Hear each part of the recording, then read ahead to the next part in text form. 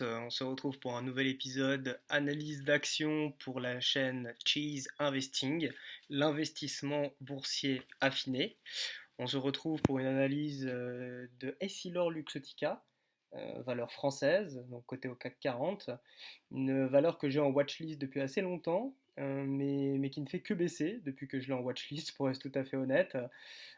Donc voilà, plusieurs mois, voire maintenant années, que le cours corrige au fur et à mesure du temps. Donc pourtant, ça reste une bonne boîte. On a vu donc, les résultats trimestriels pour ce début d'année 2026 qui sont globalement bons. Les perspectives futures qui sont, ma foi, relativement confiantes de la part du management, avec une belle tendance de long terme, un business qui est bien intégré, méta au capital. Enfin voilà, on va décortiquer un petit peu tout ça lors de cette vidéo. La véritable question, c'est voilà, est-ce que je passe à l'action ou pas concernant Essilor, sachant que là, les cours donc, se sont rapprochés des 180, ça a même passé la barre des 180 à la baisse la semaine passée. Donc voilà, on va regarder ce qu'on propose concrètement en termes d'analyse. Avant toute chose, le petit disclaimer légal concernant le contenu de cette vidéo, qui est, je le rappelle, exclusivement prévu à des fins informatives et éducatives, ce qui signifie que ce n'est en aucun cas un conseil en investissement. Vous êtes maître de votre argent, de vos investissements, et puis voilà, vous savez très bien que tout investissement comporte des risques en perte totale ou partielle du capital. Ceci étant dit, d'abord on va introduire la valeur pour celles et ceux qui ne la connaîtraient pas. Donc Essilor Luxottica donc, est né donc, de la fusion donc, des deux entreprises voilà, qui sont nommées dans le titre. Donc c'est une valeur qui est principalement sur le marché donc, de tout ce qui est verre optique. Après, c'est une entreprise donc, qui est intégrée en fait à la fois horizontalement et verticalement, qui peut profiter donc d'un réseau de distribution, d'opticiens qui sont voilà, forts d'un portefeuille de marques assez conséquent, donc notamment Ray-Ban, Oakley pour citer les principales. Par rapport à Essilor, donc c'est également une boîte, comme je disais en introduction de cette vidéo, qui a Meta au capital. Donc voilà, donc la firme bien connue qui est propriétaire donc de Facebook, d'Instagram, WhatsApp, etc. Donc voilà, qui joue notamment donc sur le segment des lunettes connectées, donc des lunettes un peu IA pour le futur. Donc voilà, on va voir que c'est un segment qui va commencer peut-être à être concurrencé et que ça explique en tout cas en partie la baisse du cours de l'action au cours des derniers mois. Puis donc c'est également voilà, une valeur qui a quand même pas mal d'atouts dans sa manche, car en plus donc de cet actionnariat de la part de Meta, ça joue également donc des tendances de fond qui touchent la population mondiale, telles que le vieillissement de la population, avec notamment voilà, tout simplement tout ce qui est besoin en lunettes. Pratiquement une personne sur deux donc sur la planète Terre est porteuse de lunettes.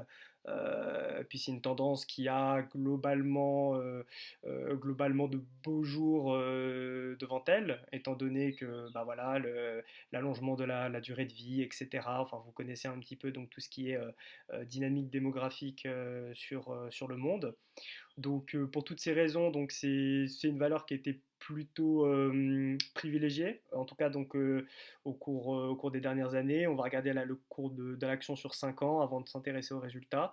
On voit comme quoi, donc voilà, courant 2021 jusqu'à environ 2024, on était sur une hausse voilà, qui était, j'allais dire modeste, c'est un peu plus que modeste, mais voilà, on était à peu près du 10% annuel. Et puis la véritable explosion a eu lieu au cours donc, de la deuxième moitié de 2024 et l'année 2025. Donc là, voilà, on est sur une hausse, comme vous pouvez le constater, donc on est quasiment à 50% de hausse sur du quelques mois. Donc concernant les résultats annuels du groupe, comme annoncé, donc ils sont relativement bons, ma foi. Ça a montré globalement qu'il y avait une croissance organique avec un niveau de cash flow qui était record. Voilà, donc respectivement donc pour le cash flow à 2,8 milliards. Globalement, donc le titre il a grimpé donc jusqu'à novembre 2025, comme je vous l'ai indiqué précédemment, avec un plus haut en fait de 318 euros. C'était principalement donc porté par cette allant donc pour les valeurs un petit peu tech globalement et puis le segment plus particulier de la medtech également. Puis ensuite voilà, ça a un peu dévissé, ça a été pénalisé donc par la sortie de plusieurs investisseurs du segment de la tech et par la crainte en fait de l'arrivée notamment de concurrents sur le marché des lunettes IA.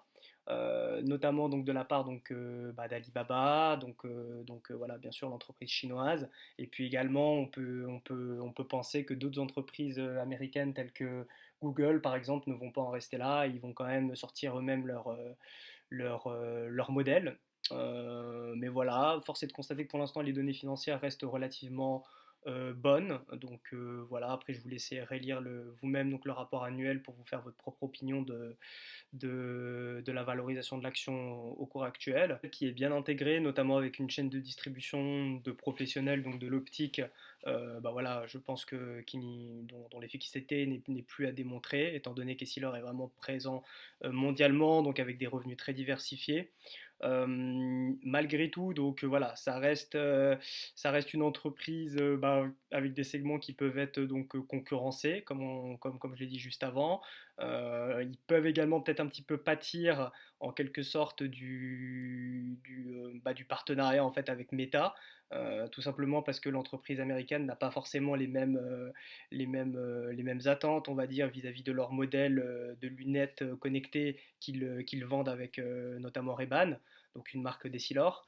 On voit que notamment ça divergeait au niveau du pricing qu'ils souhaitaient mettre en place pour les lunettes, et que voilà, il peut y avoir comment dire, une sorte en fait de divergence vis-à-vis de la stratégie en tant que telle de la mise en vente de ces lunettes. À titre personnel, vis-à-vis de cette action, juste voilà, noter comme quoi, donc, lors de l'Assemblée Générale qui a eu lieu cette semaine, donc le mardi 28 avril, donc toutes les résolutions donc, ont été largement adoptées globalement.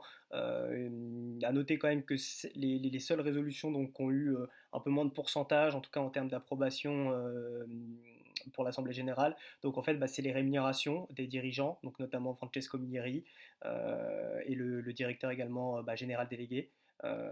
Donc voilà, est-ce que c'est peut-être un début de défiance des actionnaires vis-à-vis du management? Je constate que depuis les plus hauts donc de novembre 2025, on est quand même sur une baisse qui est assez continue. On est à moins 45% à peu près, moins 43% depuis les plus hauts, ce qui est quand même considérable pour une boîte qui est autant capitalisée qu'Essilor. Depuis le début de l'année, c'est pareil, on est sur une tendance quand même qui est plutôt baissière.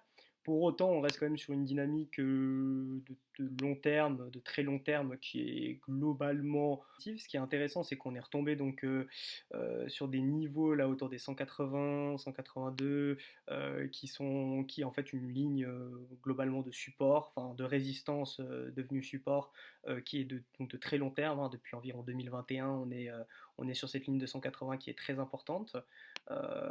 Donc voilà. Moi, je pense que, voilà, en tout cas, moi, à titre personnel, je vais peut-être initier donc une ligne Essilor donc autour de cette zone des 180, voire 170, voilà, pour garder une petite marge de sécurité. Encore une fois, vieillissement de la population, le côté également medtech, et puis également le secteur des lunettes IA qui vise donc à croître au cours des prochaines années. Voilà, ça c'est ce que je pense personnellement. Encore une fois, je vous le répète comme au début de cette vidéo, donc tout le contenu de la vidéo et de ce que je vous dis donc n'est pas un conseil en investissement. Je vous laisse lire vous-même donc les rapports financiers et vous faire votre propre opinion du business d'Essilor, et voilà, de prendre vos propres responsabilités concernant l'engagement de votre capital. Sur ce, écoutez, pour soutenir la chaîne, je vous invite juste à la laisser un petit commentaire de quelques mots, histoire de dire que voilà, vous êtes là. Et puis je vous dis à bientôt pour une prochaine vidéo. Ciao!